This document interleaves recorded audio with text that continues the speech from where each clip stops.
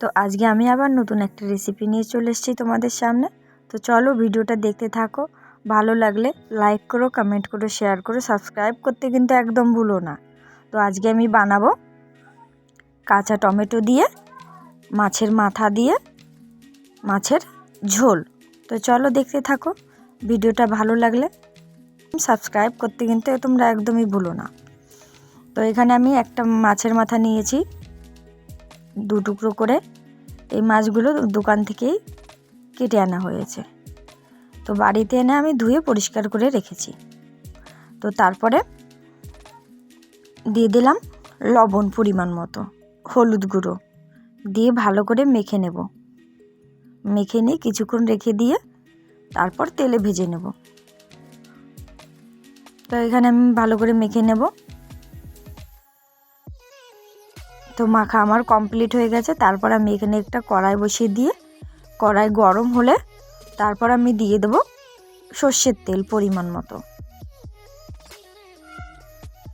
তেল গরম হলে তারপর আমি দিয়ে দেব মাছগুলো, আমি এক এক করে ছেড়ে দেব। তো প্রথমে আমি মাছের মাথা দুটোকেই ভালো করে ভেজে নেব। মানে একটা মাছের মাথা দুটো বড়, তার জন্য দুভাগ করে কেটে দিয়েছে। এপিট ওপিট করে মাছের মাথা দুটোকে ভালো করে বেশি তেল দিয়ে আমি ভেজে নেব। তো আমি উল্টে দিলাম একবার, তারপর আমি এখন আবার আরেকবার উল্টে দেব। তো দেখো একদম লাল করে মাছের মাথা দুটোকে ভেজে নিলাম। একদম লাল হয়ে গেছে, সুন্দর করে ভেজে এখন তুলে নেব।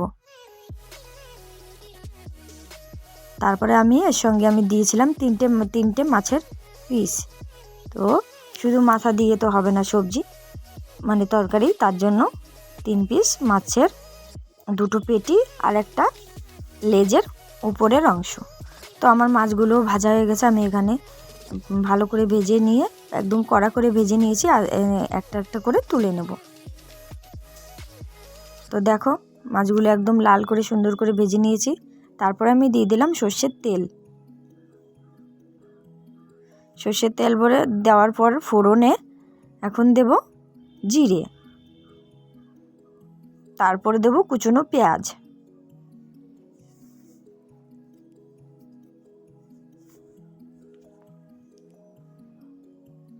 তারপরে এখানে আমি মশলা দেব পেঁয়াজ, রসুন, আদা, জিরে, সব কিছু একবারে ভালো করে পেস্ট করে নিয়েছি মিক্সিতে করে একসঙ্গে, তারপরে দিয়ে দিলাম। তো আমি এখন ভালো করে একটু কষিয়ে নেব, একটু টাইম নিয়ে, একদম আঁচ কম করে দিয়েছি আমি, একটু টাইম নিয়ে কষিয়ে নেব। তারপর আমি এখানে দেব হলুদ গুঁড়ো, পরিমাণ মতো হলুদ গুঁড়ো, তারপরে পরিমাণ মতো লবণ।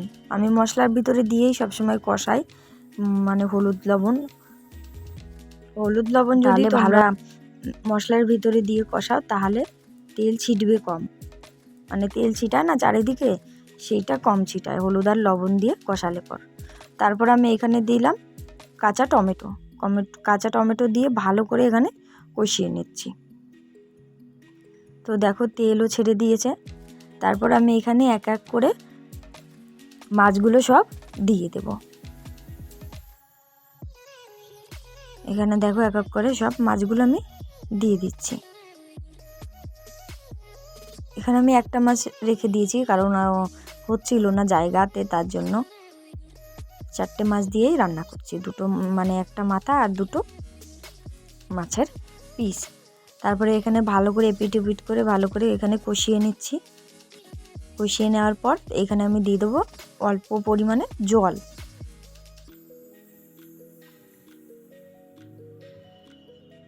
দেখো এখানে আমি জল দিয়ে ভালো করে নেড়ে নিচ্ছি।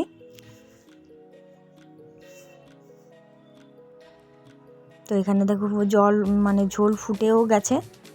ঝোল ফুটে যাওয়ার পর ঝোল একদমই কম হয়ে গেছে। কম হয়ে যাওয়ার পর দেখো কালারটা কীরকম এসছে, তোমরা কমেন্ট করে কিন্তু বলো ভিডিওটা কেমন লেগেছে।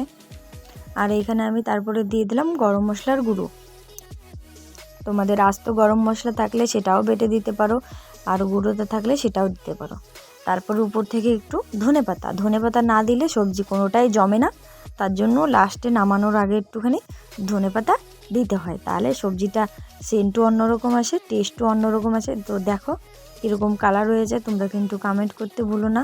আর গরম গরম ভাতের সঙ্গে একদম দারুণ লাগবে। তো আমি এখানে আর একটু ভালো করে ধনেপাতা আর গরম মশলা দেওয়ার পর ভালো করে একটু নেড়ে নিচ্ছি। তো তোমরা কমেন্ট করো কিন্তু, বারবার বলছি। তো এখানে একদম রেডি হয়ে গেছে।